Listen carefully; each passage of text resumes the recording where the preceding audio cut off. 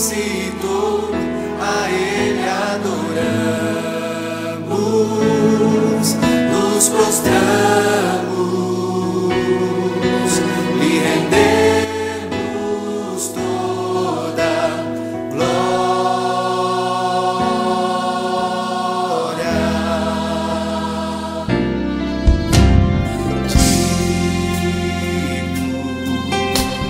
Digno é Jesus, Cordeiro de Deus, digno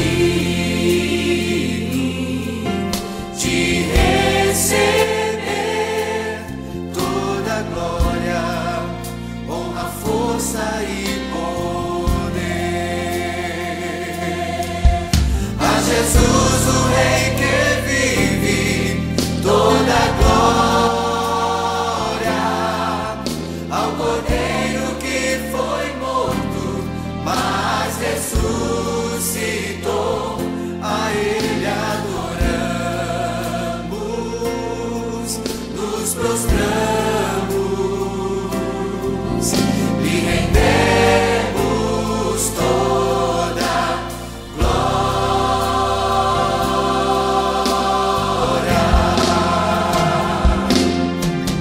A Jesus, o Rei que vive, toda glória, ao Cordeiro que foi morto, mas ressuscitou, a Ele adoramos, nos prostramos, lhe rendemos toda.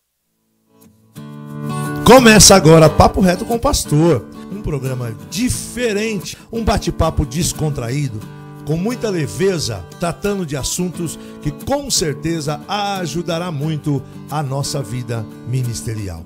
Fique conosco, Papo Reto com o Pastor. Muito boa noite, a paz do Senhor Jesus.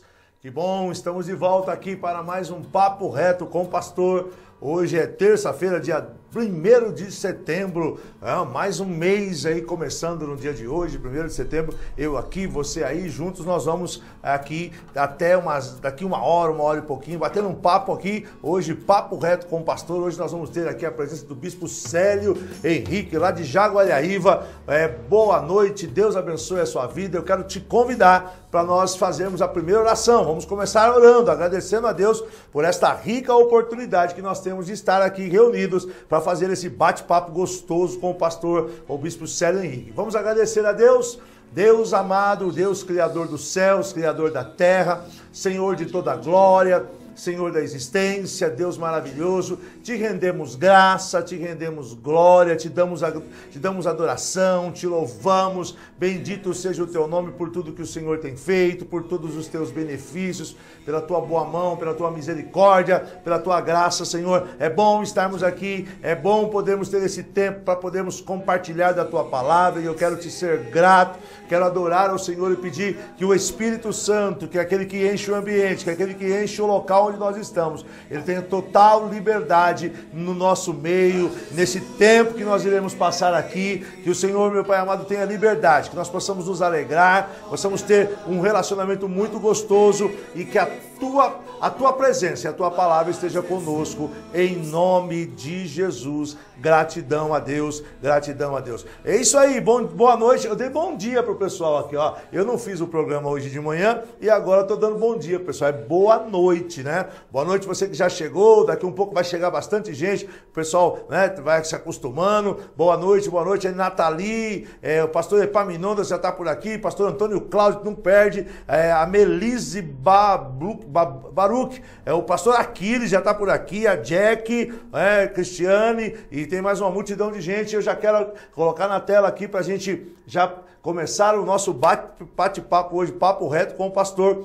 Como eu não fiz o programa de manhã, eu tô meio travado, né? De terça-feira eu faço um programa de manhã, faço o culto, às 8. Hoje eu fiquei de molho, só vim agora, então eu já estou bom, mas daqui um pouco, pá, solta. Mas eu quero que você participe comigo aí. Participe, compartilhe, manda recado aí, chama os amigos, vamos todos participar do Papo Reto com o Pastor. Quero colocar na tela já aqui, quero que o Super-Homem coloque na tela aqui pra gente o nosso querido Bispo Célio. Pastor Célio já está conosco. Paz do Senhor, Pastor Célio. O áudio do senhor está fechado, pastor. Pede para abrir o seu áudio aí para a gente. Isso. Olá, meu querido, a paz do Senhor. Tudo bem com você, amado? Tudo bem, pastor. É um prazer ter o senhor conosco aqui. Eu vou chamando de bispo, de pastor, tá bom? A gente vai trocando aqui, mas é o nosso querido, é o pastor Célio Henrique, né? Tá falando lá diretamente da cidade de Jaguariaíva, no Paraná. Aí, pastor, qual é norte, sul, leste, oeste? O que é do Paraná mesmo?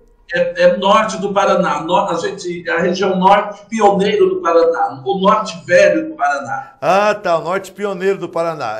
Terra boa, né? Estive lá em janeiro, muito gostoso, uma igreja maravilhosa. Eu quero apresentar já o pastor Célio para a gente já começar a falar aqui das pessoas que estão conosco e a gente começar a bater aquele papo. Pastor Célio Henrique, casado com a nossa querida pastora Ana Paula, tem 3 filhos, a Daiane, o Diego Henrique, a Daniele, 4 netos, isso me causa uma inveja santa, a Ana, o César, o João e o Estevão. Pastor Célio tem 60 anos de idade, é o primeiro vice-presidente do Conselho Nacional das Igrejas Evangélicas Pentecostal Brasil para Cristo, pastoreando a Igreja Brasil para Cristo em Jaguariaíva, 35 anos. Confere, pastor Célio? É isso aí, meu querido. 35 anos, é um homem de Deus, um homem digno, uma liderança exponencial da denominação Brasil para Cristo em todo o Brasil e também no Paraná, né? Pastor Célio é um homem muito honrado, que nós tivemos o prazer de conhecer há bastante tempo e estamos acompanhando, né? Tem um programa de manhã também muito bom, né? Nós batemos quase o mesmo horário, né? O Fazendo Diferença com ou do pastor um pouquinho depois, mas um programa muito bom, uma igreja abençoada. E nós vamos ter um prazerzão aqui de compartilhar. Então eu vou fazer diferente um pouquinho, só para aqueles que chegaram agora, pastor, eu já passar para o senhor, para depois a gente já começar um papo. Então, eu falei de alguns, tá aqui o pastor Miguel Garcia Sindaz mandando um abraço para o senhor. Tá aqui, obrigado, querido. A pastora Jean Simplício, junto com o pastor Paulo Simplício, o Fábio Sadol, eu vou fazer uma menção rapidinho aqui, a Márcia Sobgeiro, Zélia Miranda, Diego Melo, Silvio Nogueira, a Cristiane, a Lisete Ferreira, minha esposa, tá por aqui, pastor Reginaldo, Antônio Nogueira, tá? E tem mais um pessoal chegando, eu já queria colocar esses aqui, que dá tempo da gente falar no começo, porque a gente engata a conversa depois e não dá mais tempo. Antes de nós começarmos, pastor Célio, eu gostaria de pedir ao senhor, a gente fazer aqui uma singela citação à família do nosso querido apóstolo Edilson Alves Santana, que passou para o Senhor agora nessa sexta-feira. Eu queria mandar um abraço para o Fábio Sadol, que está conosco aqui, o Emanuel, a Rosimeire e a nossa querida irmã Ivanilde, né? O senhor conviveu bastante com o apóstolo Edilson, até pela questão do Conselho Apostólico, né, pastor? Eu queria que o senhor mandasse uma saudação para a família e também para os irmãos de Minas Gerais. Sem dúvida, pastor Marcos, sentimos muito o falecimento do nosso querido colega de ministério, pastor Edilson Santana, e eu ainda disse no domingo à noite aqui em nosso culto que a igreja no Brasil, não só o Brasil para Cristo, mas a igreja evangélica no Brasil estava menor, estava mais pobre, porque perdíamos um grande líder, um grande amigo, um grande servo de Deus, pastor Edilson Santana. E eu quero externar aqui os meus sentimentos a toda a família, a pastor Ivanilson, aos seus filhos, a toda a igreja de Uberlândia, a toda a igreja de Minas Gerais, a nossa conversão aí em Minas Gerais. Pastor Edilson Santana deixa um legado de fé, de exemplo, de caráter, de homem santo que nós precisamos perseguir. Então eu tive a honra, eu tive o privilégio de conviver com ele nas reuniões do Supremo Conselho, nas reuniões do Conselho Apostólico, e me chamava a atenção, e isso ele me deixou como exemplo. Eu disse isso no domingo da igreja. Voltou, pastor, deu uma travada aqui, mas voltou. Pode continuar, pastor. Tudo bem, pastor? Tudo, voltou. como eu estava dizendo, pastor, Sim. o pastor Edilson, tranquilo, pastor? Tranquilo. O pastor Edilson deixa para nós um legado de fé, um legado de um homem santo, de um homem temente a Deus, e um dos exemplos que ele deixa, que marcou muito a minha vida, eu comentei isso com a igreja, foi o seu comprometimento com a igreja, com o reino de Deus, porque nesses últimos anos, mesmo com a sua saúde bem debilitada, mesmo dispensado pela nossa presidência nacional, das reuniões do Conselho Apostólico, do Supremo Conselho, tudo na casa, entregou a vida para Jesus e deram uma Bíblia de presente para ela, ela abandonou a idolatria, os vícios e serviu ao Senhor Jesus durante 15 anos, esperando uma igreja para ela poder se batizar, né? Para ela poder descer as águas do batismo, porque não tinha uma igreja na região, havia os missionários que vinham a cada 6 meses, acho que faziam um culto, algo parecido. Então eu cresci nessa família dividida. Minha mãe evangélica, mas sem ter uma igreja para congregar, e meu pai, um pernambucano da pá virada. Meu pai, um pernambucano da pá virada, que não queria saber nada do Senhor Jesus. Então eu cresci nessa família dividida assim, né? Mas minha mãe, uma mulher de Deus, de oração, e me criou e me ensinou os princípios da palavra do Senhor. E eu sempre me interessei pela igreja, né? E a minha infância e o início da minha adolescência, nós frequentávamos a igreja Avivamento Bíblico, né? A igreja Avivamento Bíblico. Eu ainda fui batizado na igreja Avivamento Bíblico, mas é muito interessante porque era o auge do Brasil para Cristo, né? O início da década de 60, a década de 60 foi o auge do Brasil para Cristo. E lá no sítio onde a gente morava, minha mãe passava acho que as madrugadas acordada, ouvindo naqueles rádio grande, né? Ouvindo a programação com o missionário Manuel de Mello, o pastor Rachid Bloss, Levi Tavares, Madrugada com Deus. Ela deixava o rádio bem baixinho para o meu pai não se acordar e não ficar bravo, né? E ela era o culto, era a igreja que a minha mãe frequentava.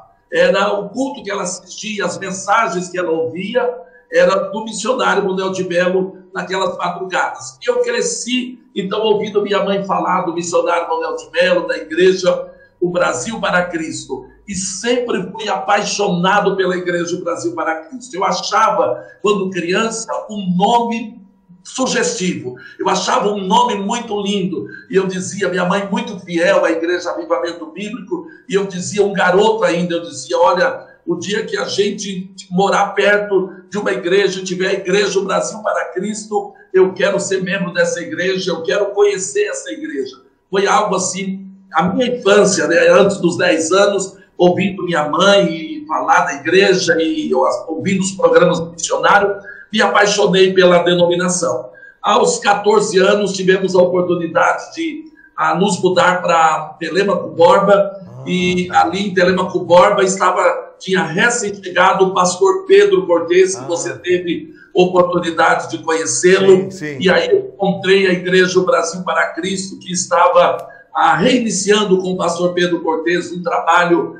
Fazia acho que 1 ano que ele havia chegado em Telêmaco Borba, estava revolucionando o Telêmaco Borba com o seu trabalho de cura, de libertação, e eu me apaixonei e fui para a igreja, e graças a Deus estou na denominação até hoje, vou ficar até que o Senhor Jesus volte, porque morrer não faz bem para a saúde, então vamos marcar um arrebatamento.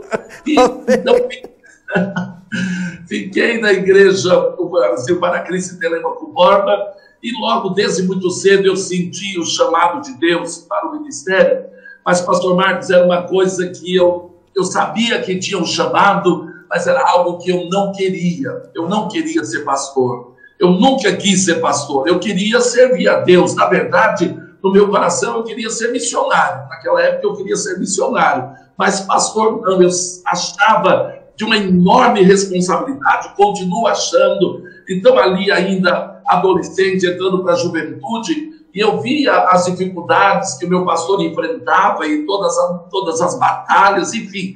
Eu dizia, não, isso não é para mim. O ministério pastoral não é para mim. Eu posso ajudar, eu posso servir, eu posso ser líder de jovens, como fui, mas eu não queria ter a responsabilidade do ministério pastoral. Tanto que eu nunca fui diácono, eu nunca fui presbítero, eu não tive nenhuma função de oficial dentro da igreja, porque eu pensava, se eu for diácono, amanhã eu vou ser presbítero. Então eu não aceitei algumas convocações para o diaconato, porque naquela época assim, né? Havia essa escala, né? Você era diácono, você era obreiro, diácono, aí presbítero, e aí se tornava pastor. E eu não queria, então eu lembro de algumas vezes que o meu pastor me convidou, fez reunião, me convidou logo que eu casei, para que eu fosse levado ao diaconato. Eu não aceitei e não quis. Na verdade, eu saí da minha vida secular direto para um altar de uma igreja para pastorear a igreja lá em Tibagi, minha primeira igreja. Então foi um chamado de Deus, assim. Deus falou comigo de uma forma muito tremenda, né? A minha experiência para entrar no ministério pastoral, assim, é um testemunho que eu conto, porque acho que motiva as pessoas, né? Saber que nós cremos em um Deus que ainda fala. Eu, um jovem, aos 22 anos, 23 anos de idade, ia fazer, estava com 23 anos, estava trabalhando, recém-casado, minha esposa grávida da nossa primeira filha, tá? Indo muito bem naquilo que eu desenvolvi, e não pensava em ser pastor. Eu queria servir a igreja como sempre servi, mas ali minha esposa estava no 9º mês da gestação, nossa primeira filhinha. E um dia eu senti no coração de ir para uma vigília, e alguns dias antes eu comentei com um amigo meu, né, falando sobre o ministério. Eu disse para ele: olha, jamais eu quero ser pastor, jamais, é muito complicado, é muita responsabilidade. Eu disse: se o pastor Pedro, que era o meu pastor, precisar, eu estou aqui, eu posso auxiliar, eu posso ir nas tardes de bênção, da bênção, eu tenho um horário que posso estar lá, eu posso ajudar, se precisar dirigir uma reunião, enfim, eu posso auxiliar, mas ocupar o ministério pastoral, eu disse: isso não é para mim, eu não quero, não é para mim, eu penso que eu não tenho esse chamado, é muita responsabilidade. Eu disse bem assim: olha, aqui está tudo pronto, o templo está construído, naquela época a gente dizia, no Ministério de Louvor, tem um conjunto. Tem músicos, né? Tem música, a igreja está estruturada, está tudo pronto. Eu disse: a gente vai para outra cidade, tem que começar tudo, formar tudo isso, não é para mim, eu não tenho paciência para isso, eu não sei, eu brincava, eu acho que se eu for pastorear uma igreja, vai ficar só eu e a minha esposa, né? Porque ninguém vai me suportar. E conversei isso com ele em uma semana, e na outra semana eu resolvi participar de uma vigília. Minha esposa estava nos dias de ter a nossa bebê, e eu deixei um pessoal amigo em casa, porque eu senti que eu precisava ir naquela vigília. E fui naquela vigília, e naquela vigília Deus usou uma irmã, daquelas crentes anônimas da igreja, né? Aquelas crentes que a gente não sabe nem o nome dela, que as pessoas não conheciam, uma irmã simples, e Deus usou ela de uma maneira tremenda, uma palavra profética para o meu coração, assim, tremenda, e a coisa foi tão forte, né? Porque parece que ela tinha ouvido toda a minha conversa com aquele meu colega, uma semana anterior. E esse meu colega hoje também é um pastor numa cidade vizinha aqui, e Deus disse para mim naquela ocasião, isso era maio de 84, maio de 83,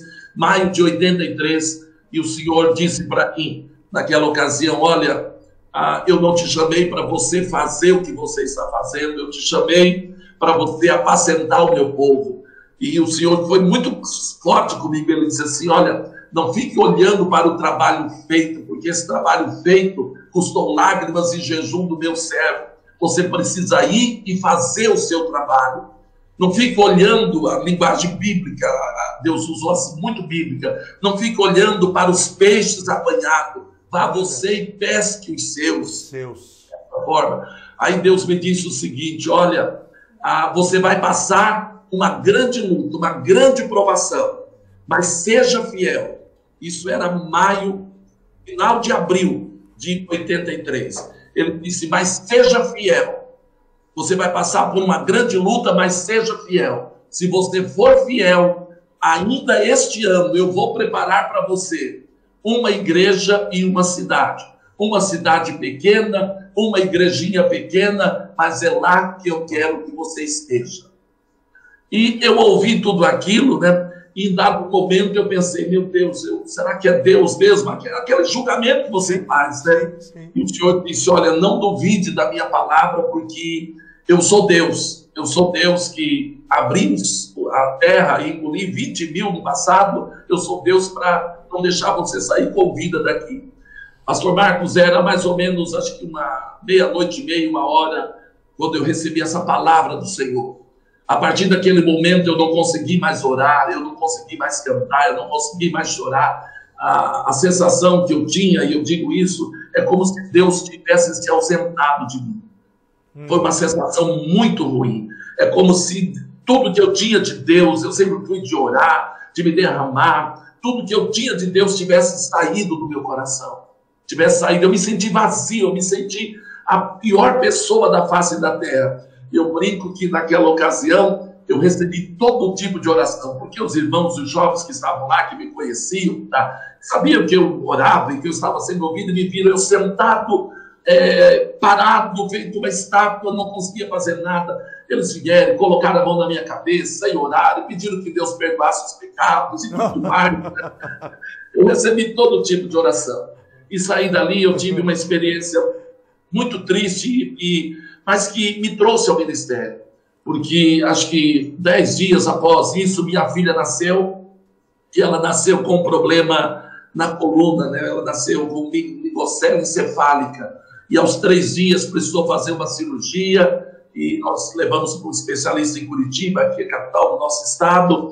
E, enfim, ela ficou lá, e olha como é Deus. Enquanto minha filha estava no hospital, né, que ela ficou 4 meses hospitalizada, enquanto minha filha estava no hospital, Deus preparou esta igreja, como Ele havia dito, esta cidade, como Ele havia dito, o povo, como Ele havia dito, e me levou para lá. Eu não era presbítero, eu não era diácono, eu não era nada. O pastor que estava lá entregou a igreja, tá? E precisou de alguém. E o pastor Pedro era presidente da convenção na época, tá? E era uma cidade vizinha, Telemaco Borba, e eu estou lá no meu trabalho, e ele chega e diz, olha, você quer ir para aquela cidade?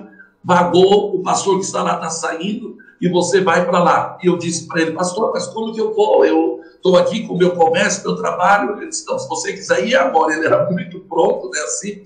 Se você quiser ir, é agora, tá? Está lá à disposição. Aí eu questionei algumas coisas, porque eu não era pastor, né? E ele disse, não, você vai lá e dirige os cultos, prega, dirige os cultos. Na ceia eu mando um presbítero para ministrar a ceia, batismo que tiver, eu mando alguém para fazer o batismo, você só vai dirigir os cultos, porque eu não era nem oficial da igreja. Sim. E hoje ainda se faz isso, dá uma autorização, se faz. Mas naquela época não, né? Você, para ministrar uma ceia, para ungir alguém, precisava ser um presbítero da igreja. Hoje as coisas estão mais fáceis, graças a Deus, né? E foi assim, e eu fui lá para essa cidade, me mudei para lá, isso em agosto de 83, quando fazia 1 mês que eu estava lá, a minha filha faleceu. 1 mês que eu tinha subido à igreja, minha filha faleceu. E foi assim, uma dor muito grande, né? A primeira filha, tudo pronto, quarto, tudo, minha esposa tinha preparado tudo, e minha filha faleceu. E eu questionei muito a Deus naquela ocasião. Sim. E eu disse assim, Senhor, o Senhor falou comigo e eu obedeci, eu vim, eu deixei tudo e vim aqui. O Senhor me disse que eu ia passar uma grande luta, e o Senhor me disse que era para mim ser fiel, e que eu viria, que o Senhor estaria comigo e prepararia uma igreja para mim. E questionei muito a Deus, mas me lembrei que Deus me disse que eu ia passar uma grande luta e que era para mim ser fiel, mas o Senhor não me disse que eu teria vitória nessa luta, né? Olha aí, olha o segredo aí, né? Segredo, porque às vezes a gente ouve Deus dizendo, olha, você vai passar por uma luta, por isso, por aquilo, e você já imagina, poxa, então Deus está me avisando, então ele já tem a vitória garantida. Mas nem sempre é assim. É verdade. Nem sempre. Olha, Deus sabe como fazer. olha o segredo. Deus sabe como trabalhar. Sim. Eu me lembrei que o Senhor disse, olha, você vai passar por uma luta, seja fiel que eu vou preparar a igreja. Mas Ele nunca disse, olha, eu vou te dar vitória nessa luta. Eu passei por 4 meses de luta, de choro, de preocupação com a minha filhinha hospitalizada, e chegou o dia que Deus levou para si. E quando eu questionei, Deus me fez lembrar que Ele não me disse que daria vitória. Mas mesmo assim, eu jovem, começando o ministério, nem pastor era, aos 23 anos, né? Fazia 2 anos que eu havia casado, né? Então, muito jovem, e já não tinha aquela paixão, já não queria ser pastor. Acontece uma situação dessa, e eu pensei, eu vou desistir. Foi a única vez que eu pensei em desistir. Falei, eu estava conversando, fazia aí 1 mês e pouco, que eu estava à frente dessa igreja, aí eu disse, eu vou desistir. Mas conversando com um grande amigo meu, um pastor presbiteriano, e conversando no dia do velório, conversando com ele, e ele disse para mim, sério, e agora, o que você vai fazer? Eu disse, olha, Marcos, era Marcos o nome dele. Eu disse, olha, Marcos, eu vou entregar esta igreja, e eu vou voltar para minha casa está vazia, eu vou recomeçar a minha vida. E eu disse para ele, e eu vou ser crente fiel ao Senhor Jesus, porque isso eu sempre vou ser. Mas eu nunca mais vou me envolver com o ministério, nunca mais eu vou fazer, eu quero ficar lá na igreja, sentado, servindo a Deus, mas não quero saber do ministério. Aí ele me disse uma palavra assim, muito forte, assim, a gente tinha muita intimidade, muita amizade. Ele disse assim, meu amigo, você está sendo muito covarde, né? Você está sendo muito covarde. Eu no velório, assim, ali naquele momento de dor, eu disse, rapaz, você não sabe a dor que eu estou sentindo. Ele disse, eu sei a dor que você está sentindo. Ele disse, mas Davi, quando o filho morreu, ele não desistiu, ele foi, ele se banhou, ele se ungiu e foi para o templo e a vida continuou. Ele disse, Deus te deu essa filha e ele tirou. Quantos filhos biológicos Deus ainda pode te dar? E quantos filhos espirituais Deus ainda pode te dar? E aquela palavra mexeu muito comigo, mas mesmo assim eu estava relutando. E aí voltamos, depois do sepultamento da minha filha, eu voltei para casa e conversando com a minha esposa, eu disse para ela, olha, é melhor a gente voltar, eu não tenho condição. Eu disse, como eu vou pregar, como eu vou subir no altar e falar a respeito de Jesus, se a minha filha ele levou. E a minha esposa foi, assim, fundamental neste momento. Porque como mãe, muito jovem ainda, ela, com o coração, lógico, dilacerado, ela disse, sério, nós não temos mais nada a perder. O que nós tínhamos de mais valor, depois de Deus, era a nossa filhinha. Deus levou. O que a gente vai fazer? Adianta nós voltarmos atrás, não vamos ter nossa filha de volta. Então vamos cumprir o chamado do Senhor, vamos cumprir a missão que Ele nos deu, vamos continuar. Deus tem mais para fazer na nossa vida. E aí tem um ditado que diz o seguinte, se você não consegue ouvir Deus, ouça pelo menos a sua esposa. Eu ouço, esse eu aprendi, esse eu uso ele. Se você não conseguir ouvir Deus, ouça a sua esposa. E naquela ocasião eu ouvi ela, e graças a Deus estamos no ministério, fiquei lá em Tibagi 1 ano e pouco, nem chegou 2 anos, 1 ano e 4 meses, e de lá eu fui enviado aqui para Jaguariaíva, por um grande desafio. Nós não tínhamos igreja, tínhamos 3 famílias, 3 casais que haviam vindo de Telemaco-Borba a trabalho aqui, então a convenção resolveu atender essas famílias e me tirou da igreja onde eu estava já 1 ano e 3 meses, aí tinha casa pastoral, tinha igreja, eu estava lá, já tinha passado os piores momentos, estava começando o trabalho a fluir, ganhando almas, e a convenção chega para mim e me fala de Jaguariaíva, que eu nunca nem tinha ouvido falar no nome dessa cidade, não conhecia, e disse, olha, tem uma cidade assim, assim, e eu quero que você vá para lá. Olha. Eu sempre tive no meu coração uma coisa, Sim. que se nós estamos a serviço do reino de Deus, se nós temos uma liderança, essa liderança, para mim, é a voz de Deus. Certo. Se eu me submeto a uma liderança, se me falar que é para ir para o sul, eu vou para o sul. Se é para ir para o norte, eu vou para o norte. Eu sempre entendi assim.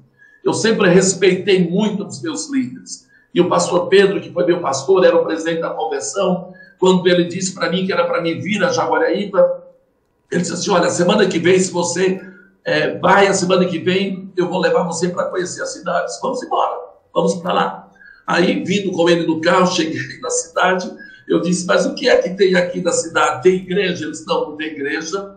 Falei, não tem um templo? Não tem um templo, não tem um salão alugado, a gente tem 3 casais aqui. Meu Deus! E nós vamos alugar uma casa para você aqui, e você vai vir morar nessa casa e vai fazer a obra.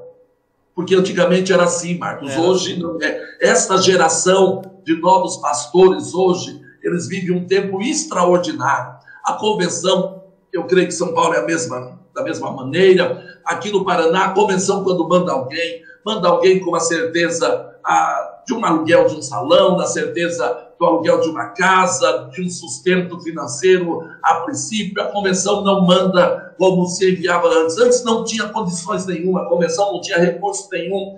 Tanto que a igreja de Telemaco foi quem alugou uma casa para mim aqui. E o pastor disse assim, olha, você vai para lá, tem esses 3 casais e você começa o trabalho lá. Eu brinco assim, que me deram uma Bíblia na mão e disseram, vai. Eu vim.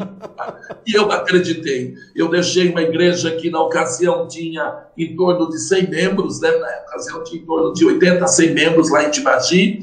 Tinha a casa pastoral e eu vim aqui para Jaguariaíba, para uma casa alugada, sem saber o que eu ia ter de sustento, e sem ter condições de alugar um salão, que também na cidade não tinha. A cidade estava vivendo um momento assim, muito especial, com uma implantação de uma indústria papeleira muito grande, então foi aquele crescimento fora do comum na cidade na época, né? Então não tinha um salão para alugar, e se quisesse alugar um salão, também não tínhamos dinheiro, não tínhamos gente. Tá? Eu comecei a fazer os cultos na sala de casa. Eu digo que eu sou a primeira igreja em célula do Brasil. Por isso que o senhor já tem essa veia da igreja em célula. É interessante, né? A gente fica parado aqui, eu estou com a equipe aqui, a gente fica ouvindo, e algo que é interessante, irmãos, tem muitos pastores aqui, é o que eu venho dizendo desde o primeiro dia que a gente começou esse papo reto. Ninguém chega aonde chegou, são os nossos líderes, é assim, não, foi tudo muito... Tem um histórico, tem um trabalho, nós estamos conhecendo hoje um pouco de todo... Talvez muita gente... O pessoal está falando aqui, ó, o pessoal não sabe, porque nós... Por exemplo, o senhor está no Paraná, nós estamos em São Paulo, tal, então nós vemos os pastores pregando, aí o tempo é curto, o senhor tem que trazer a palavra que lhe foi proposto, e a gente não tem esse tempo de conhecer, como é que eu posso dizer, os bastidores do porquê. Aí a gente chega em Jaguariaíva hoje, gente, vocês não têm ideia, assim, a igreja é muito grande, a igreja é bonita, estacionamento, do outro lado da rua, onde era a antiga igreja, tem um prédio do lado, tem um anexo, você olha para aquilo, e aí, pastor Célio, é muito interessante isso, porque muitas vezes assim, olha aí, ó, é próspero, tá vendo? Ó, assim é fácil dirigir igreja. A irmã Raquel Santos, ela disse algo para mim uma vez, aquilo ficou marcado, falou, Marcos, o pessoal olha pro Jacuí, na época ela estava ainda lá na Tarapitinga, que era a igreja menor. Ela disse, pessoal, olha pra gente aqui e não sabe o preço de tudo que a gente pagou para chegar onde a gente está. E aí falando... Sim, pastor. Eu costumo dizer, pastor Marcos, né? Não há colheita sem semeadura. E o processo da semeadura, de preparar a terra, arrancar os tocos, isso é muito dificultoso, dá muito trabalho. Se hoje Deus tem tido misericórdia de nós, porque tudo que tem aqui é milagre, é pura graça do Senhor. Mas há uma vida, há um trabalho, há uma dedicação, há um coração aplicado ao reino de Deus. Então foi assim que nós começamos aqui há 35 anos atrás, na sala de casa, para chegar onde estamos hoje. Tem um processo. Aí eu fui anotando algumas falas que o senhor disse, e eu queria, uma pergunta assim, simples, mas eu acho que ela o senhor já disse, é só para a gente, pastor profissional não vai tão longe assim, não consegue ir. O pastor, ele tem que ter vocação e chamado. O senhor concorda? Sem dúvida, pastor, sem dúvida. Eu penso que o chamado é pessoal.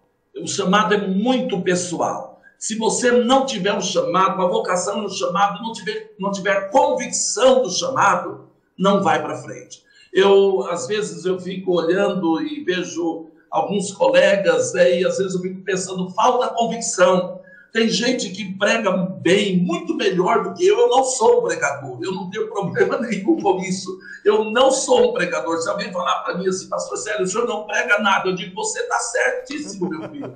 Eu não sou um pregador, mas eu tenho convicção do meu chamado. Eu acho que o que a gente precisa ter para desenvolver o ministério é saber que fomos chamados por Deus, ter essa convicção em nosso coração. Eu não me vejo fazendo outra coisa, não é por questões financeiras, não é por nada, é por plena convicção do chamado de Deus na minha vida.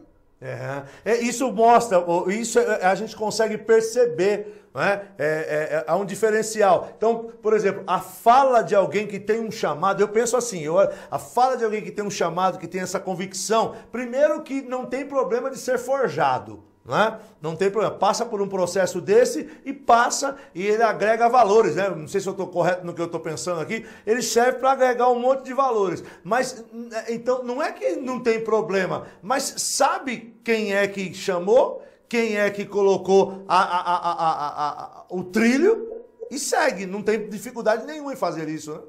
Com certeza, querido, é que o tempo nem vai nos permitir isso, mas ao longo desses 37 anos de ministério que eu já tenho, meu Deus, se for falar das lutas, das dificuldades, né? Eu brinco com os que estão começando hoje, às vezes passa alguma luta, algum problema, eu digo para eles, olha meu filho, tudo que você está passando eu já passei, o que você vai passar eu já passei, eu sou um ministério, tá? Então, quantas lutas, quantas dificuldades, quanta crise, quantos momentos difíceis da vida. Eu fico às vezes hoje triste com alguns colegas, com alguns pastores, que eles têm um chamado, eles têm uma palavra, eles podem produzir tanto para o reino de Deus, mas de repente acontece um problema, uma situação, e pastores estão desistindo do ministério. Para mim falta convicção, não tem outra palavra, falta convicção, tá? Não é a falta de gente, não é a falta de dinheiro, não é a falta de nada, falta convicção para esses pastores. Aí em São Paulo não acontece, né? Talvez no resto do Brasil não aconteça, mas aqui no Paraná eu fui presidente da convenção por 9 anos, continuo muito envolvido com a nossa convenção aqui, e de vez em quando a gente tem a tristeza de ver alguns colegas que, não, olha, eu estou entregando o ministério, eu vou fazer outra coisa, é muita luta, é muita dificuldade. Eu tenho uma só palavra, é falta de convicção, porque luta, dificuldade, você vir para uma cidade com 6 pessoas, as primeiras reuniões que eu fiz na sala de casa, com 4 pessoas, com 6 pessoas, sem dinheiro, sem recursos nenhum, a gente não sabe, era pura fé, pura confiança em Deus, era acreditar que Deus ia fazer, e se submeter à direção da igreja, à direção da denominação do Estado. Eu dizia, não, eu estou debaixo de uma bênção, um líder me deu uma bênção, é debaixo da bênção dele que eu estou, Deus vai me honrar, e Deus tem sido misericordioso. Bênção. Pastor Célio, uma pergunta aqui, também gostaria de fazer, como o senhor já foi presidente de convenção muito tempo, eu podia ter feito para o pastor Ivan e para o pastor Orlando, mas não deu tempo, mas o senhor vai me explicar, porque eu fico pensando muitas vezes de que vamos me colocar aqui, a gente quer uma igreja boa para dirigir. Eu já fui assim, eu dirigi, essa é a minha segunda igreja, eu estou aqui há 14, mas eu trabalhei na convenção e eu queria igreja boa, eu tinha um negócio com igreja boa. O pastor Bergamin podia me dar uma igreja boa para me dirigir, e eu me lembro que uma vez apareceu uma igreja boa. Boa por quê? Porque ela era na frente de uma rodoviária, no interior aqui e tal, e eu até, chegaram para mim, o pastor mandou dizer para mim, perguntar para mim se eu queria ir. Aí eu disse, olha, eu vou, mas eu queria ficar onde eu estou e ir lá. Aí o pastor falou, não, você tem que largar, você não vai ficar nas duas. Falei, então não vou. E aí o tempo passou, um amigo foi e depois me contou o bom que tinha lá. Era bom porque tinha uma estrutura, tinha um prédio e tal, mas toda aquela batalha. E eu aprendi uma coisa, igreja boa, eu não sei, eu queria até que o senhor falasse para a gente, para os pastores que estão nos ouvindo. Igreja boa, pastor, não está à disposição. Eu não sei o que o senhor pensa disso, porque igreja boa, o pastor já trabalhou na sua sucessão, dos seus discípulos, não é assim? Sei que o senhor pensa nisso. Com certeza. Dificilmente vai vagar uma igreja boa, uma igreja bem estruturada. A igreja bem estruturada é aquilo que você disse. O pastor está lá há um bom tempo, já preparou discípulos, pessoas que vão continuar o seu ministério. Então, as igrejas que vagam, dificilmente não são igreja boa. Pode até ter uma estrutura, um templo grande, Mas são igrejas que estão com dificuldade, e os pastores precisam entender isso. E essas igrejas que estão em dificuldades, que precisam de um homem de Deus, de alguém com coragem para ir lá e mudar a história desse local. É interessante isso. Pastor Célio, tem uns irmãos mandando um abraço para o senhor. Deixa eu falar aqui um pouco. Gilberto Abraão Júnior, o pastor Walter Cabral aqui do Jardim Triunfo, o pastor Gilson Varlon lá de Minas Gerais, o Edson Alves Timóteo de São Bernardo, eu vi mais alguém também aqui, o pastor Olavo Nunes Neto, bispo Célio Henrique, um exemplo de homem de Deus. O pastor Cláudio Miro, aqui, ele é pastor de Rondônia, está conosco. Pastor Sadraque Elias, presidente da Convenção do Mato Grosso. Pastor Célio, Deus abençoe sua vida, seu ministério. Tenho uma grande estima por este homem. Né? Missionária Josi Tenório. O pastor Aquiles, ele deu risada aqui, e é uma frase que o senhor falou muito legal. Morrer não faz bem para a saúde. Ele está sorrindo aqui. Essa nós guardamos. Tem bastante. Aqui no Face também tem os irmãos. Pastor Marcelo Linhares, do Rio de Janeiro, está dizendo: é verdade, pastor. O Fábio agradece pela lembrança. E aí a gente vai partir para uma outra coisa. Daqui a um pouco a gente toma uma água, pastor. O senhor trabalha, e ainda eu vejo no senhor muito aquele mover que nós tínhamos lá quando começou a obra. Eu vejo isso no senhor. Nós participamos de um trabalho juntos aí. Acho que foi esse ano, esse ano eu estive na sua igreja, né? Estivemos num trabalho muito importante lá na Jaguariaíva, e o ano passado a gente participou de um trabalho com o Randy Clark e tal, e a gente vê no senhor que o senhor mantém acesa esse fogo do começo, né? Eu tenho uma palavra sua assim no meu coração, e ela me acende a chama. A Lisete deve estar orando aqui: Senhor, segura o Marcos, porque senão, eu sou louco para ir embora de São Paulo, porque em São Paulo tem muita gente, e tem lugar aí pelos interior aí, subindo aí para cima, que não tá precisando de gente para trabalhar. E eu me lembro, o senhor pegou na minha mão, em Jaguariaíva, agora em fevereiro, e o senhor disse assim: Marcos, nós precisamos incendiar o Brasil. Nós já vínhamos ouvindo o senhor falar sobre isso. Eu queria que o senhor falasse um pouco disso pra gente aqui, pastor. Porque realmente parece que o fogo tá brando demais. Inclusive nessa pandemia, né? Eu ouvi o seu co-pastor, o pastor Raimundo? Valdemir? Não, o outro.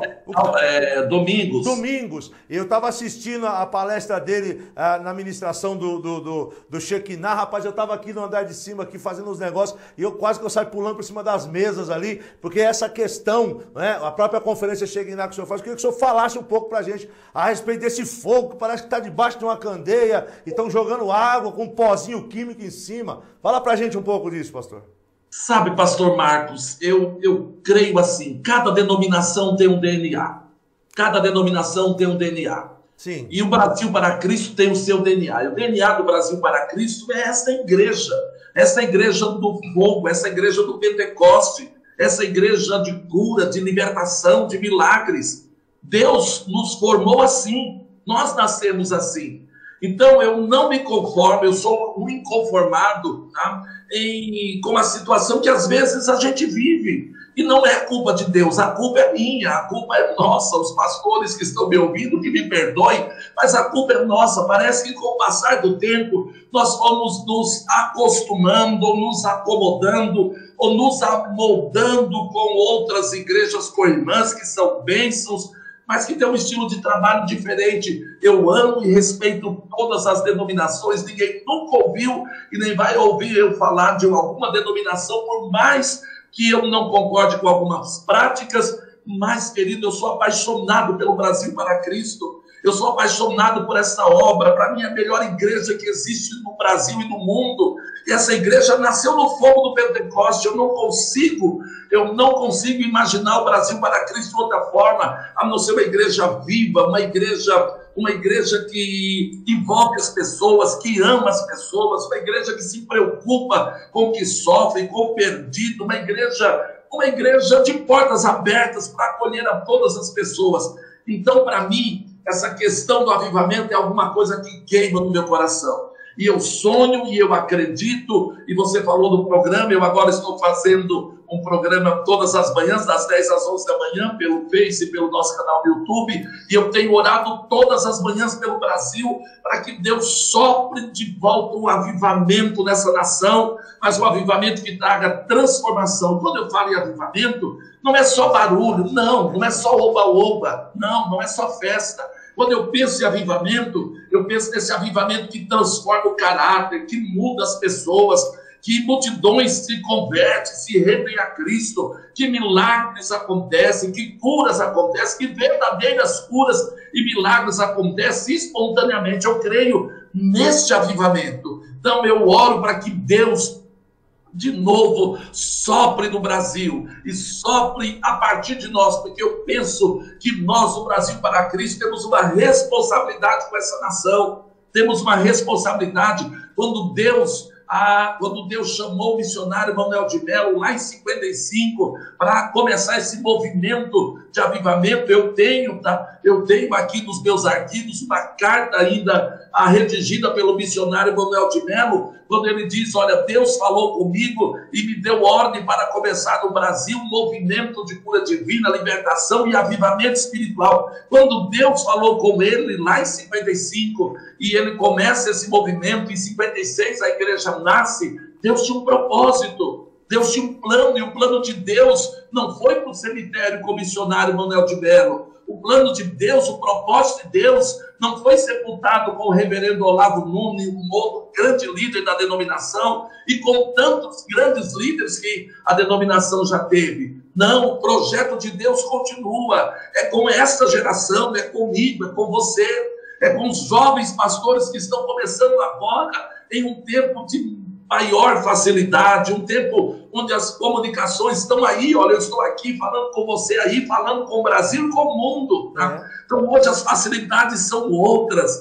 Pensa em 50 e 60, quando não se tinha nada disso, a revolução que aconteceu no Brasil, eu fico pensando, meu Deus, e por quê? Aonde é que nós falhamos? Aonde é que nós erramos? Aonde é que nós mudamos o rumo do caminho, tá? Para que a gente se tornasse uma igreja boa? Somos uma igreja forte, sem dúvida, amamos, temos grandes igrejas e um trabalho fantástico no Brasil, mas eu ainda penso que está faltando de novo o vento do avivamento soprar na denominação, soprar mesmo nos porões da igreja e trazer esse avivamento que há de chacoalhar essa nação. Aleluia. Meu Deus, é forte. Pastor, vamos fazer o seguinte, toma uma aguinha, um café enquanto eu tomo aqui, a gente vai passar um comercialzinho rapidinho aqui, a gente volta, que eu quero falar um pouquinho sobre algumas coisas gostosas aqui. Você que está com a gente aí, não sai não, o papo está muito gostoso, estamos aprendendo muito com o Bispo Célio, pastor da nossa igreja em Jaguariaíva, no Paraná, nosso primeiro vice-presidente da denominação Brasil para Cristo. Enquanto nós vamos tomar uma água, você não vai sair daí, você vai ouvir as nossas propagandas, e eu queria, como alguém pediu aqui, dá um like aqui, gente, o pastor Valdemar, ó, dá uns likes aqui na nossa programação para fortalecer a nossa live, né? Senão ela fica bastante gente assistindo, mas ninguém dá like. Curte aí, curte agora. Vamos lá rapidinho, a gente já volta. Quando o ente querido falece, é um momento difícil e por isso, nessa hora, ter o apoio de uma assistência funeral especializada faz toda a diferença. O Grupo Arce foi criado pelos sócios Alexandre Arce e Osvaldo Pereira para fazer a diferença no segmento e oferecer um atendimento humanizado. A gente se destaca muito pela qualidade do serviço, pelo tratamento humano que a gente dá para a família. Porque a gente lida num momento crítico, um momento delicado, né, das pessoas, que é o momento da perda do ente querido. Um dos grandes diferenciais do Grupo Arce é a tranquilidade que a equipe proporciona aos familiares, através de um atendimento qualificado e humanizado, que garante estrutura completa e especializada para a realização de todos os trâmites necessários.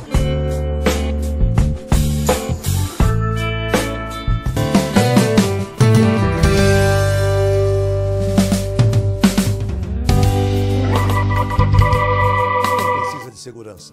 Segurança em todas as áreas. Seguro, saúde, vida e também consórcio, financiamento. Você tem tudo isso na Galileia Corretora de Seguro. 95000-3685. Anote esse telefone. 95000-3685. Galileia Corretora de Seguro, aonde você será muito bem atendido e terá segurança para o seu dia a dia. Não faça seguro sem nos consultar. Galileia Corretora de Seguro, 95000-3685. Anote esse telefone, não esquece, 95000-3685, São Paulo. Galileia Corretora de Seguros. É isso aí, então ligue para a Galileia Corretora de Seguro. Você precisa de um seguro de vida, um seguro de auto, o que você precisar. Quero mandar um abraço para o pastor Wagner Belmudes, pastor Estela, são os nossos apoiadores aqui na nossa programação, amém?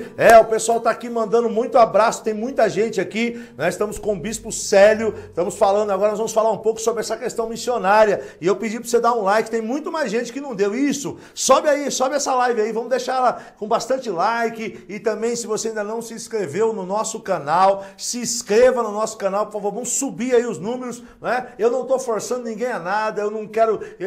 Você assistiu, você gostou, assine o canal. A nossa ideia é levar uma palavra, é trazer sempre um pastor da nossa liderança para nós conhecermos. Então, eu estou muito tranquilo quanto a isso. Deus, ele vai trabalhando em todas as formas e as coisas vão chegar em um ponto muito maravilhoso.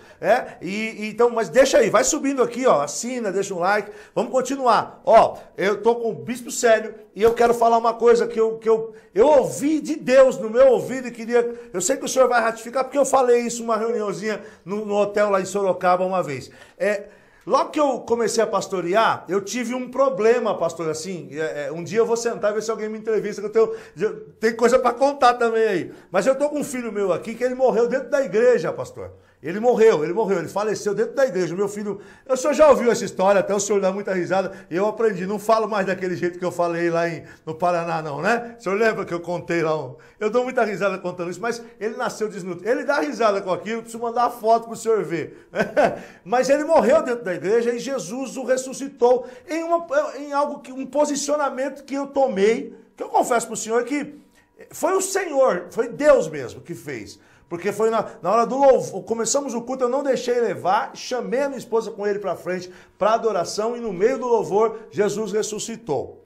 E Deus falou comigo ali, Bispo Célio, que Deus tinha dado a direção para o missionário. Então era dele, missionário Manuel de Melo. O DNA foi dele. E o dia em que o Senhor o levou, o Senhor pegou o DNA dele e repartiu. Então, quando o Senhor falou do DNA, eu penso muito nisso. Ele está repartido entre todos nós. Porque o nome é nosso, a denominação é nossa, e esta é a nossa característica. E quando nós vemos outras pessoas fazendo, a gente dá glória a Deus, mas inclusive tem uma das denominações que vira e mexe, o próprio pastor ele faz a citação, que foi lá do missionário Manuel de Melo. Eu creio muito nisso, não sei, queria que o senhor falasse um pouco a respeito disso. Essa unção está repartida, mas parece que a gente tem medo. Não sei se é o politicamente correto, ou, né? A gente quer enjaular algo que é do nosso DNA. E quando a gente começa a fazer, o fogo realmente explode. É isso aí, pastor Marcos. Com certeza, essa unção, essa graça, Deus deu ao missionário Manuel de Melo, esse DNA ele tinha, foi o maior pregador de cura divina, de milagres que o Brasil conheceu. E, sem dúvida, eu penso que com a partida do missionário Manuel de Melo, Deus repartiu essa unção, está com a igreja. Esse DNA ficou com a denominação, está com a igreja. Na época do missionário Manuel de Melo, eu penso que se fazia necessário, o Brasil, quando a igreja nasceu, era um outro país, era um Brasil rural, era totalmente diferente do que nós somos hoje, e vivíamos em tempo de ditadura e tudo mais. Se fazia necessário a figura de um homem forte, como foi o missionário Manuel de Melo. Teve esse tempo, as fases da igreja, houve a necessidade de ter esses grandes líderes, esses expoentes que marcaram realmente a geração. Eu penso que hoje é a vez da igreja, hoje é o tempo da igreja, hoje não é o tempo mais de um homem aqui e acolá, não, hoje Deus quer usar a igreja, Deus quer usar a minha vida, a sua vida, a vida de tantos jovens pastores que nós temos espalhados nessa nação. Esta unção a gente precisa aceitar, acreditar que esta unção está com a denominação, está com a igreja, está com os pastores espalhados por essa nação. Se cada um de nós nos apropriarmos dela e acreditarmos mesmo, nós vamos revolucionar o Brasil. Eu creio. Eu estava ouvindo, o senhor, eu acho que o senhor ouviu um pouquinho o nosso querido apóstolo, o pastor Orlando Silva falando, e a gente vê isso, né? A gente vê aquele fogo, na verdade vê em vocês esse fogo, o pastor Ivan, o pastor Bergamo, a gente vê esse fogo em vocês, e eu acho que a gente precisa tocar na hora do manto desses homens, entendeu? E pegar realmente isso. Eu estive em Jaguariaíva, e nós estivemos juntos, e eu vejo no Bispo Célio isso, ele tem assim... Eu até depois quero propor uma live aí, mas uma live diferente. A gente botar aí papo reto com o pastor Fogo pro Brasil, e botar o senhor, pra gente fazer um estrondo nessa nossa denominação, né? Já que a gente não está podendo se reunir, mas pôr fogo. E inclusive o senhor tem um trabalho aí tremendo que traz um pouco desse fogo, que eu queria que o senhor falasse um pouco pra gente, que é sobre a conferência Shekinah, que esse ano eu ia, e esse ano tava tudo certo. Não podemos ir por causa da pandemia. Fala um pouco pra gente, porque a pessoa vai e volta impactado. Então, a Conferência Shekinah é um projeto de Deus, e eu até achei que era um projeto de Deus apenas para a igreja local, porque a intenção minha foi essa, quando recebi uma direção para iniciar esse trabalho, era fazer um trabalho para a igreja local, e o primeiro ano realmente foi feito apenas para a igreja local, mas as pessoas começaram a participar. E todos os anos agora, no último final de semana do mês de julho, acontece a Conferência de Avivamento Shekinah, que é um trabalho voltado exatamente para resgatar as raízes da denominação, este avivamento, para dar um gás da pastorzada que vem aqui, e muitos têm vindo do Paraná, do estado de São Paulo, de outros estados, tem vindo aqui para buscar mais de Deus. Não é nada que a gente não conheça, mas é um tempo realmente de buscar mais de Deus e ouvir palavras fortes, né? Grandes homens de Deus eu tenho convidado para estar ministrando. Infelizmente esse ano não foi possível a gente receber ninguém por conta da pandemia, mas em nome de Jesus, no próximo ano nós cremos que vamos estar aqui reunidos. Então, a Conferência Shekinah, eu penso que é algo que Deus está usando e vai usar para despertar muitos outros colegas para que saiam daqui inflamados. Aqueles que têm vindo, têm voltado realmente inflamados e têm tido experiências fantásticas em suas igrejas. Eu não pude estar, mas tenho amigos que estiveram, né? Inclusive o pastor Fernando Martins está aqui mandando um abraço. O Maurício Barbosa disse que já foi, é muito bom. Eu tive em janeiro num outro trabalho que o senhor fez para a igreja, e depois com o apóstolo Marcelo Casagrande, e depois num momento lá com os pastores. Gente, eu vou dizer para vocês, eu uso uma figura de linguagem que acho que isso é importante. Aonde tem fogo, o carvão tem que encostar, porque se você pegar um carvão e deixar ele fora da churrasqueira, deixar ele fora do fogo, ele é um fogo apagado. E eu creio nisso. Nós somos muitas vezes esse carvão, nós somos carvão. Nós temos poder de combustão, mas se você não tiver junto com o fogo, não queima, não acende, não vira brasa. Então é algo muito interessante, não é? Agora aqui eu vou parar. Eu sempre gosto de fazer algumas referências, uma reverência, e quero fazer uma reverência e uma saudação à nossa querida pastora Cibele Melo, que está dizendo aqui: que prazer ouvir e ver pastor Célio Henrique. Oh, querida Cibele, que prazer. Uma grande serva de Deus, uma amiga pessoal. Pastor Paulo Lutero de Mello, pastora Cibele estiveram conosco no final do ano passado, estiveram aqui em Jaguariaíva, e é um casal que nós amamos e respeitamos, porque eles são a denominação, né? Quando eu converso com o pastor Paulo, quando eu recebo ele aqui, eu recebo a raiz da denominação. Então, um abraço, querida irmã Cibele, pastor Paulo Lutero de Mello, meu abraço a eles e a todos. Que prazer, que alegria. É muito bom a gente ouvir aquela palavra que a gente pediu e ele tão carinhosamente fez para o pastor Orlando Silva, e eu achei interessante, é a fala da raiz mesmo, né? Porque quem viveu aquilo foi o pastor Paulo Lutero, né? Estava ali dentro. Isso é muito bom, é muito bom.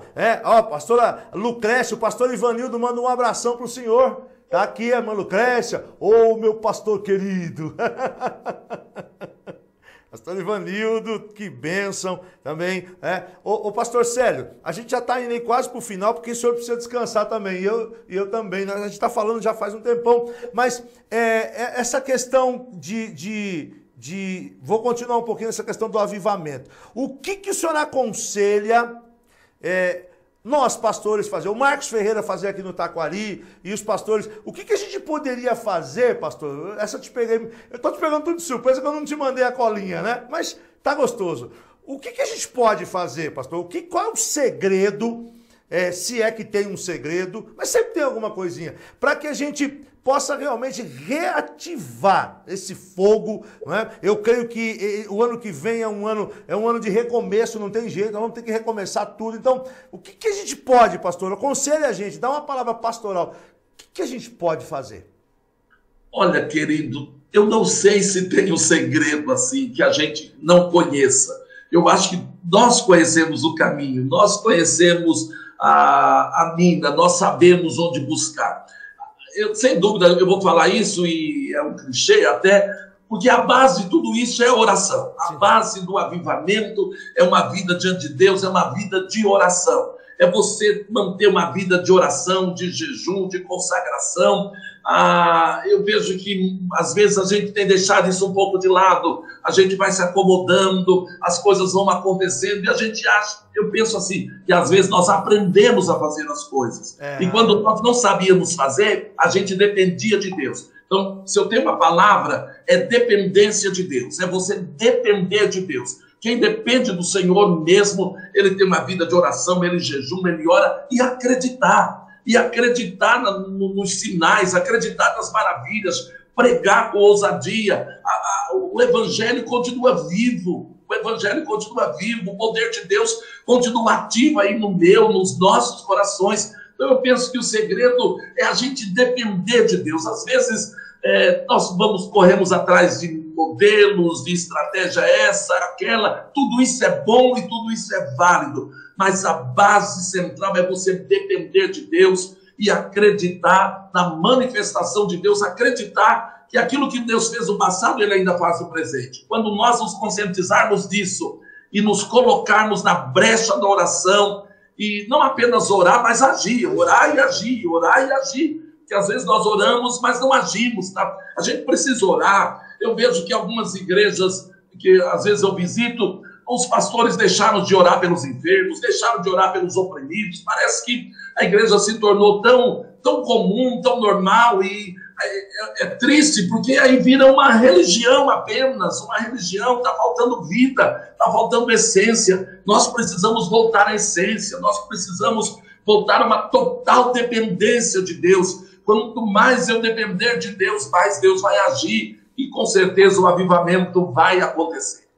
Meu Deus do céu, olha, porque eu nasci na igreja e eu me lembro que o culto, o culto antigamente, ele tinha a liturgia, mas era a liturgia do Espírito, né? Hoje parece que ele é a liturgia da folha, do papel, aquela coisa, então você não pode passar do tempo, porque então vou colocar uma fila de povo para a gente orar aqui, não pode, porque tem horário disso, tem horário daquilo, parece que a gente ficou muito refém da organização, não que fazer a obra com fogo é desorganização, mas a gente parece que limitou o poder de Deus, né? Deus só age até aqui, daqui para frente você não faz. Então, muitas vezes até se ora, se busca, mas na hora da ação, o Senhor falou muito claro aí, na hora da ação, na hora de orar pelos enfermos, na hora de orar por cura divina, na hora de exercer o DNA, a gente guarda tudo e vai para casa.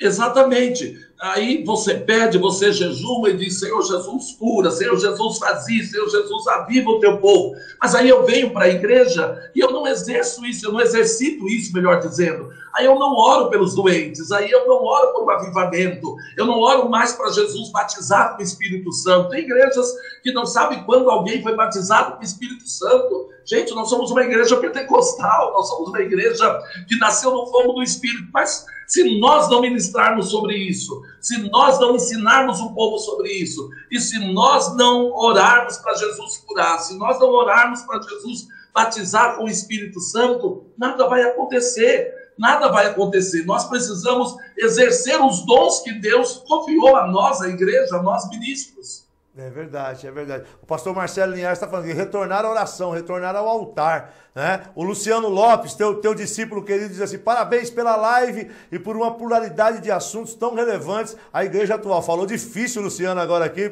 pastor Célio. É o Luciano sendo Luciano. É verdade. O Luciano, esses dias ele foi fazer uma chamada para um pastor, para o pessoal assinar lá o canal dele. Ele fez uma mensagem, pregou, orou pelos enfermos e tal. Eu falei: eita Jesus, quase que eu saio sapateando. O pastor Paulo Simplício sumiu aqui, mas ele mandou ele tinha mandado aqui uma fala para o senhor também. Tá aí fácil aí, lê pra gente. Louvamos a Deus porque a chama do avivamento continua acesa nos corações da primeira geração da nossa denominação. Isso é importante, é importante. E aí, tem um pastor amigo nosso aqui que diz que a gente não pode passar a tocha apagada. E eu, inclusive, aqui estou gostando muito de poder trazê-los, pastor, para vocês incentivar a gente mesmo, né? E é muito gostoso. Eu estou muito feliz porque a gente vai recebendo. Eu gosto de ouvir porque eu vou pôr em prática ali embaixo. O púlpito está ali embaixo, eu vou pôr em prática lá. Quinta eu já ponho fogo lá. E é muito bom, muito bom. Para a gente ir encerrando, eu queria que o senhor contasse para a gente, rápido, assim, a questão de uma história aí que eu fiquei apaixonado com aquela história da Colômbia lá, pastor. Conta pra gente aquilo lá. É muito, muito legal, muito legal.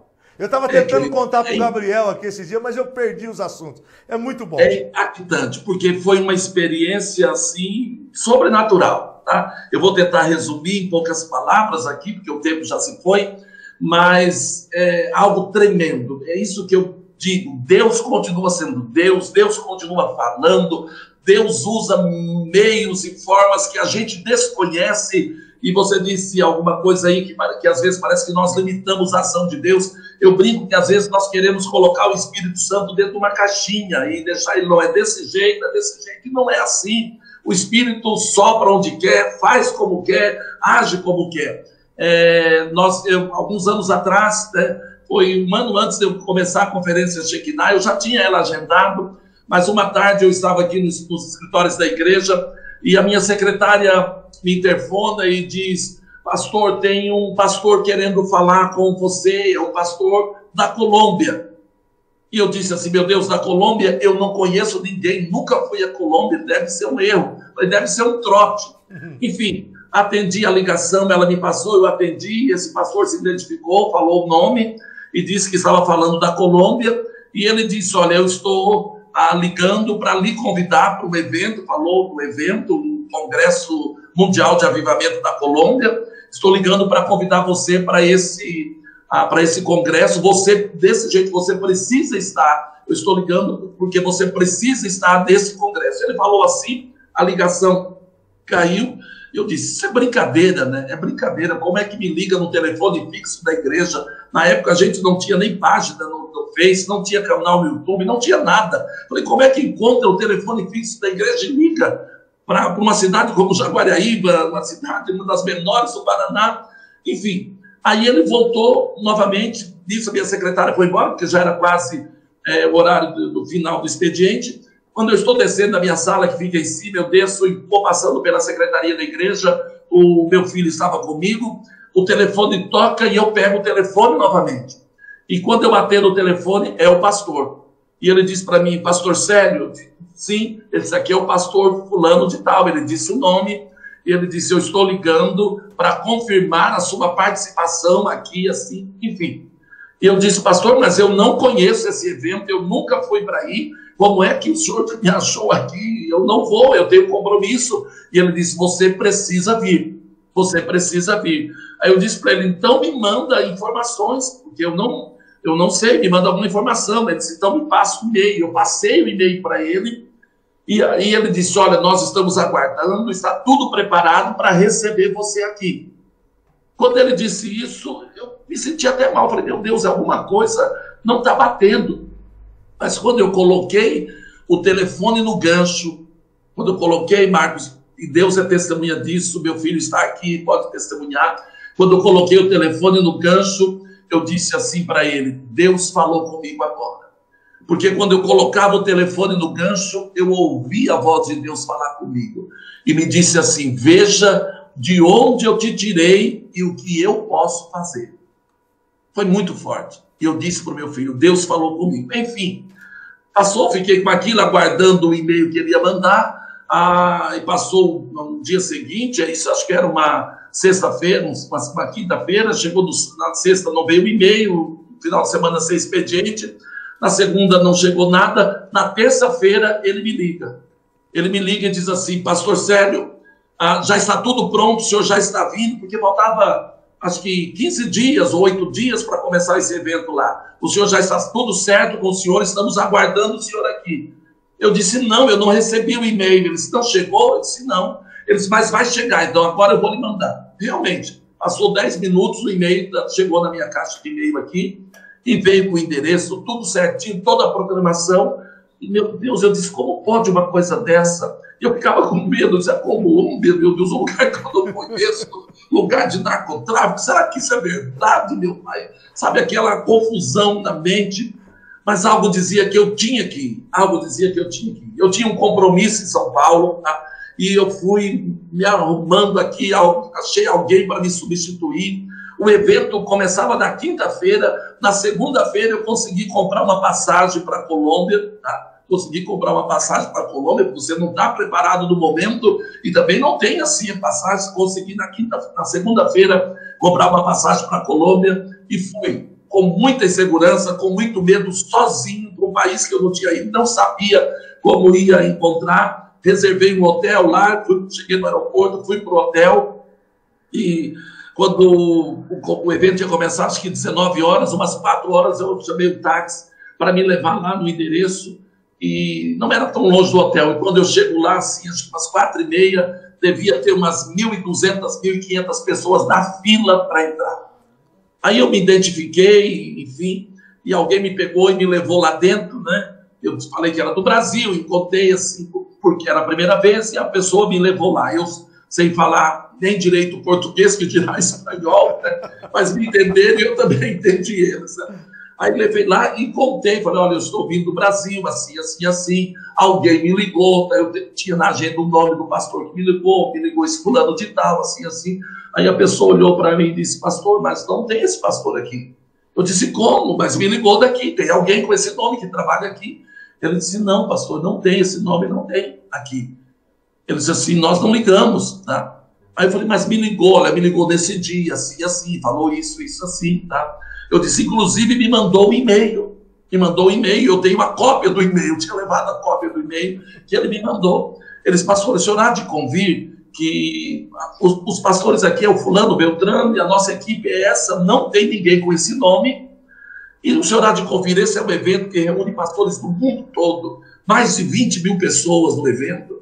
Ele disse, o senhor há de convir que não dá para a gente pegar o telefone e ligar para uma cidade aqui da Colômbia, que dirá de um outro país. Eu disse para o rapaz que me atendeu, educadamente ele, eu disse, eu concordo com você. Eu concordo com você, até porque onde eu moro é uma cidade pequena. Se ligasse para São Paulo, que é a grande metrópole da América Latina, tudo bem. Mas ligar para a minha cidade, eu também concordo com você. Mas alguém me ligou. Aí ele chamou outra pessoa para tentar me ajudar ali. Aí eu tirei o e-mail e falou, está aqui o e-mail. O e-mail eu recebi lá no Brasil. Marcos, ele pegou o e-mail, foi lá nos computadores, né? Ele olhou a data do e-mail, aí ele disse assim para mim, pastor, mas esse e-mail não saiu daqui. É uma coisa de louco isso, gente. É uma coisa de louco, tá? Ele disse assim, nós não mandamos esse e-mail. Nós só mandamos mala direta para quem tem interesse aqui, que já veio, e assim, algumas lideranças importantes, né? Ele disse assim, mas o senhor nunca veio, não tem o seu endereço aqui, não tem esse e-mail, nós não mandamos. Aí eu disse para ele, meu senhor, então eu acho que eu estou ficando louco, porque eu recebi esse e-mail do Brasil. Enfim, fiquei lá, foram 3 dias assim extraordinários, mas eu com aquela sensação assim muito ruim, meu Deus, como isso acontece, sem entender nada, sem entender. E participei daquele evento, daquele trabalho, muito bom, um avivamento tremendo, pastores de todos os cantos do mundo estavam lá. E aí, quando foi no último dia, encerrou, eu peguei o voo de Bogotá para Curitiba, né? Fazia uma escala no Panamá. E aí, quando eu entrei no avião, que o avião sobrevoou assim, a cidade de Bogotá, eu olhei pela janela, eu disse, Deus, eu não sei porque que o Senhor me trouxe aqui. Lógico que eu vi muitos sinais lá, muitas curas, muitos milagres, tá?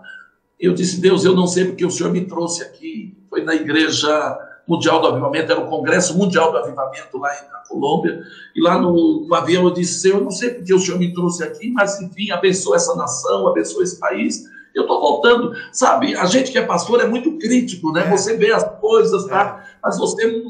É bom quando a gente não tem conhecimento, porque parece que você recebe com mais facilidade. Verdade. Eu até então eu participei de tudo, vi tudo, mas eu estava voltando até então, parece que meio vazio ainda, não estava satisfeito. E fiz essa oração a Deus. E quando eu fiz essa oração no avião, a sensação que eu tive foi que o céu se rasgou, o teto daquele avião se abriu, e uma glória de Deus inundou aquela aeronave.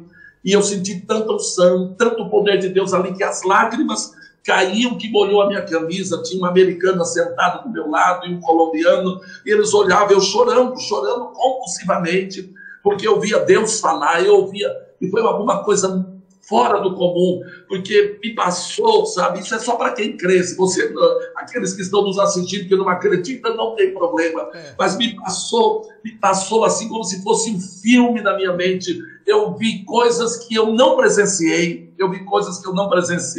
eu não sou ainda a primeira geração da denominação, né, de pastores, não sou, então eu não vi o grande auge do Brasil para Cristo, eu era um garoto ainda, então eu não vi as grandes cruzadas do Manuel de Mello, eu vi as últimas só, mas naquele avião de olhos fechados parece que passava um filme na minha mente, e eu vi aquelas multidões, eu vi os sinais, eu vi as maravilhas, eu vi aquele avivamento, aquilo que é sobrenatural, coisas que eu não participei, enfim, e aquilo eu chorava compulsivamente. Tinha hora que parece que eu ouvia alguém cantando, uma hora eu olhei e falei, meu Deus, será que tem algum som nesse avião ligado aqui? Mas não era, sabe?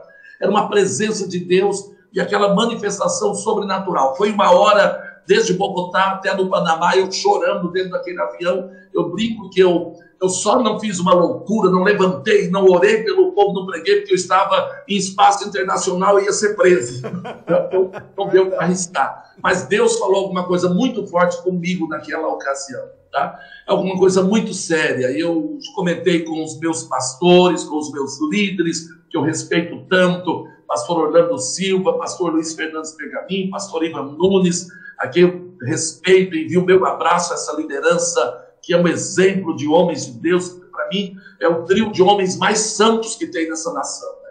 E eu comentei isso com eles, porque Deus falou comigo quando me mostrou tudo aquilo, e eu lembrava do que eu tinha visto lá na Colômbia, e o Senhor disse para mim assim, olha, tudo isso eu dei para vocês no Brasil. Tudo isso eu dei para vocês no Brasil. Mas vocês tomaram outros caminhos. Meu Deus. Isso foi muito forte, e é muito forte. É forte. E eu tenho certeza que é isso que Deus quer fazer. Eu guardei aquela palavra, né? O Senhor disse, olha, tudo isso eu dei para vocês no Brasil. Mas vocês tomaram outros caminhos. Mas é isto que eu quero fazer no Brasil.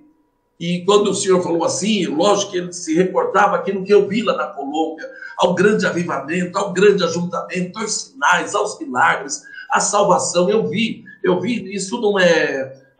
eu penso assim, Marcos, só abrindo parênteses, que às vezes nós deixamos de fazer e de trabalhar na área de cura, de milagres e de avivamento, porque a gente tem visto tanta coisa que não é verdadeira e a gente fica com medo. O nosso zelo, isso é muito bom, o nosso zelo não nos permite a gente fazer, e a gente, lógico, não vai fazer errado, mas porque tem muita gente fazendo errado, nós ficamos com medo de banalizar o Evangelho e a palavra de Deus.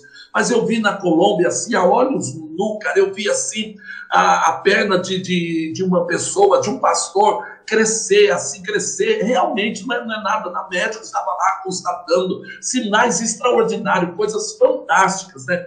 E quando Deus disse isso assim para mim, tudo isso eu dei para vocês no Brasil, vocês tomaram outros caminhos, mas é isso que eu quero fazer no Brasil. O Senhor estava se reportando a tudo aquilo que eu vi na Colômbia, aquelas imagens que eu vi. Então eu entendi que Deus me levou na Colômbia, me mostrou tudo ali para dizer para nós, e eu penso que não é só para o Brasil, para Cristo, mas isso é para a Igreja Evangélica Brasileira, mas em especial a denominação, para dizer para nós que ainda tem jeito, que a unção está com a gente, que Ele quer fazer isso, que Ele quer reavivar a obra, que nós ainda vamos experimentar o maior avivamento da história da Igreja do Brasil. Eu creio nisso, que nós vamos viver nesses últimos anos, antes do arrebatamento da Igreja, o maior avivamento que a Igreja já experimentou no Brasil. E eu quero aproveitar para convocar essa pastorzada que está nos assistindo aí, jovens pastores, que vocês se embriaguem no Espírito, que vocês desejem mais de Deus, que vocês incendeiem as suas igrejas, a cidade, essa nação. É com vocês, é com essa geração. É com essa geração. Eu brinco que eu já fiz 40, né? Faz tempo, mas eu já fiz 40. Mas tem uma geração, uma garotada que está vindo aí, e eu até estava comentando com o nosso presidente da convenção, e a gente procurando fazer um trabalho para a gente levar mais jovens ao ministério, porque são esses jovens que vão continuar. Eu vim para o ministério aos 23 anos, e às vezes eu fico meio surpreso, não que as pessoas, a comunidade mais avançada não possam produzir, podem, mas eu tenho visto que está faltando essa garotada, dessa geração entrar no ministério. É poucos os pastores que você vê serem consagrados aos 22 anos, 23 anos, é muito pouco. A gente precisa incentivar, motivar, porque essa garotada é quem vai incendiar essa nação em nome de Jesus. Eita, é isso mesmo, eu creio nisso. Pastor Joel falou disso também, né? É a mesma coisa que o pastor está falando, trazer essa nova geração, investir nesses jovens, e eles precisam ouvir. Tem um recebendo aqui, ó. Tem o outro aqui pelo menos tem uns 2, 3 meus aqui que estão recebendo. Glória a Deus. É isso aí. Meu querido pastor, suas considerações finais e depois ore conosco, ore pela gente. O Marcelo Linhares é da Sarana Terra Ferida, lá de Rio de Janeiro. Ele disse assim, eu quero conhecer o bispo, um homem cheio de Deus. Vamos ver, ele vai estar por aqui na primeira semana de novembro. Quem sabe eu dou um pulo com ele aí num culto para nós nos conhecermos, né? Mas é isso. Gente, a gente precisa ser impactado. O presidente da Jubrac estadual aqui de São Paulo, o pastor Samuel Marcotto, está dizendo aqui, ó, amém, eu acredito, bispo Célio. É isso mesmo. E eu gosto de ouvir. Eu fico meio embriagado quando eu vejo o bispo por causa disso. Tem essa coisa. E até a última, e o senhor faz as suas considerações. Uma coisa que eu queria que o senhor ratificasse, porque é real. Você ouviu que tem alguma coisa, que está tendo um mover nesta área, vai lá, irmão. Vai lá, né? Vai lá. Por exemplo, a Shekinah no final de junho, já marca o ano. Eu não fui, vamos lá. E aí eu peço para eles, tem alguma coisa, me avisa. Fernando Martins, tem alguma coisa, avisa. Eu cheguei num evento agora, o bispo estava lá também, eu fiquei parado e Deus me deu uma chacoalhada, eu contei pro senhor lá no hotel. O bispo perguntou, o que vocês acharam, né? Um evento em Sorocaba, e eu cheguei, fiquei olhando para aquilo assim, e a gente paralisa mesmo. Por quê? Porque o Espírito de Deus falava assim, você não precisa nem se impressionar com isso, né? Aí eu parei e falei, não. E aí a minha memória, eu lembrei, eu era meninão, mas eu, até contando aqui para os irmãos, mas eu me lembro de um irmão em Arthur Alvim, que eu fui no ônibus junto com eles para Pompeia, né? O irmão subiu de moleta e chegando lá, o missionário Manuel de Melo orou, as pernas do homem esticou, o missionário quebrou as moletas dele no pilar. E o que eu me lembro? Ele subindo no ônibus, nós voltamos para casa junto, ele subiu andando, chegou na porta da casa dele, desceu andando, e aí quando eu comecei a ver os sinais acontecendo, o Espírito de Deus falou assim, ó, você nasceu no meio disso. E muitas vezes a gente fica ali meio que, como, a gente entende essa questão do medo do escândalo, mas se você está alinhado, não tem escândalo, não é verdade? Não é porque as pessoas fazem errado que nós vamos deixar de fazer certo, né, pastor Marcos? Verdade. Mas tem muita gente que faz de maneira equivocada, mas nós podemos fazer da maneira correta, da maneira certa. Então, a minha palavra final, eu quero motivar os pastores realmente.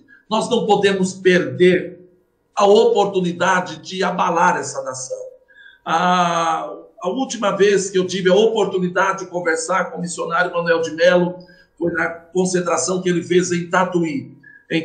Naquele ano, eu tive a oportunidade de conversar com ele 1 hora na casa de uma parente dele, e ele me falou da história da obra, ele me falou dos primeiros milagres, aquilo me impactou muito. Ele disse de pessoas, ele disse, olha, um dos primeiros milagres, eu estava em um trabalho, orei, aí Deus me mostrou uma pessoa que estava com uma perna bem mais curta, e esse homem estava do lado de fora do templo, era um gerente de um banco, e de repente a mulher foi lá chamar ele, ele veio, eu orei por ele, Deus fez um milagre, a perna cresceu na hora. Ele me falou de tantas coisas, e ele fez uma oração muito forte naquela tarde para mim, para um grupo de pastores, uns 7 pastores que estavam lá, juntamente com o pastor José Gentil, nosso superintendente ali na região de Tatuí. E ele disse, Senhor, esse povo vai sair pelo Brasil e vai abalar o Brasil. E eu acredito nisso. Eu acredito que essa geração de novos pastores vão abalar o Brasil. Eu quero que Deus me dê vida e dê saúde, porque eu quero ver jovens pastores fazendo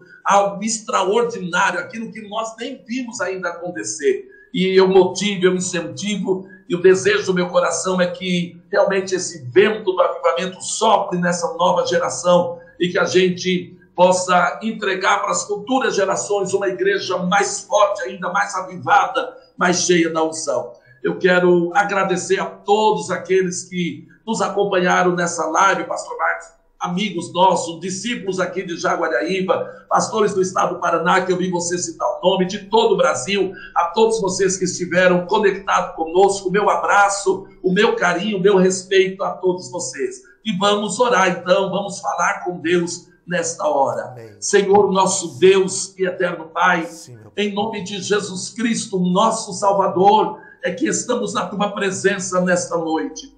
Eu quero te agradecer pelo privilégio de conversar com meu amigo, pastor Marcos Ferreira. Quero te louvar por esse lindo trabalho que ele está realizando com os pastores.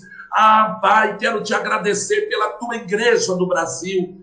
Eu sei, ó Deus, que neste momento existem muitos pastores conectados conosco, que eu quero te pedir, Senhor, que os céus se rasguem, meu Pai, que os céus se rasguem sobre as nossas vidas, sobre a tua igreja no Brasil, e que de fato, Senhor, um vento de avivamento comece a soprar nos porões da denominação, da tua igreja nessa nação, um avivamento que produza transformação, mudança de caráter, conversão, Senhor, que traga cura, milagres, Senhor, um avivamento, meu Deus, que traga uma mensagem saudável, equilibrada da tua palavra, capaz, meu Deus, de confrontar o pecado e de mudar a vida dessa sociedade caída. Pai, eu te louvo pela vida dos nossos milhares de pastores em todo o Brasil. Eu te louvo pela vida dos nossos líderes nacionais e estaduais espalhados por essa nação. Que o Senhor continue os fortalecendo, que o Senhor continue os dando graça, saúde, meu Deus, para continuar levando a tua mensagem para essa nação.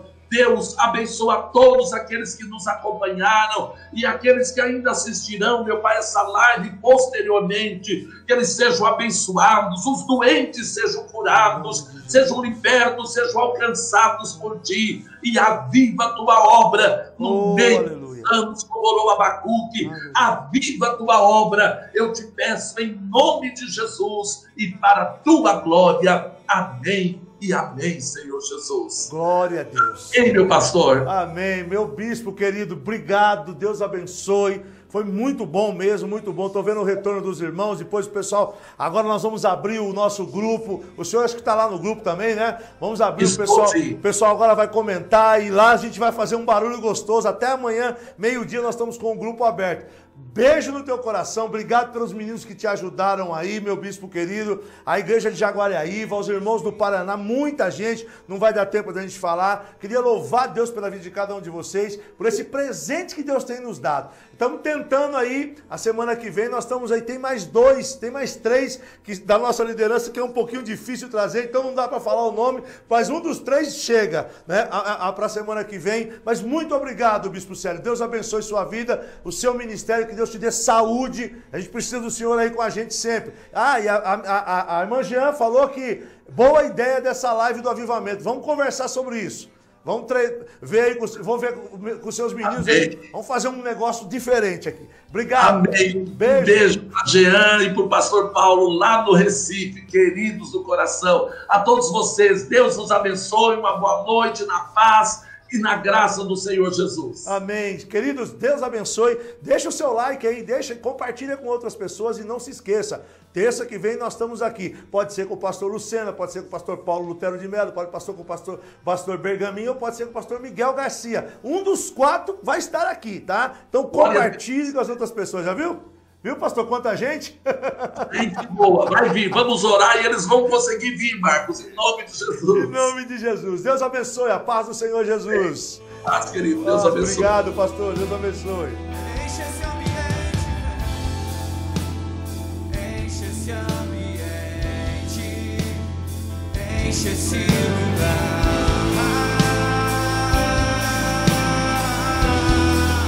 Te damos toda a liberdade, Pai. Aqui vai lá. Te damos liberdade, que caia o teu Espírito sobre nós. Vem fazer. É ruim assim, né?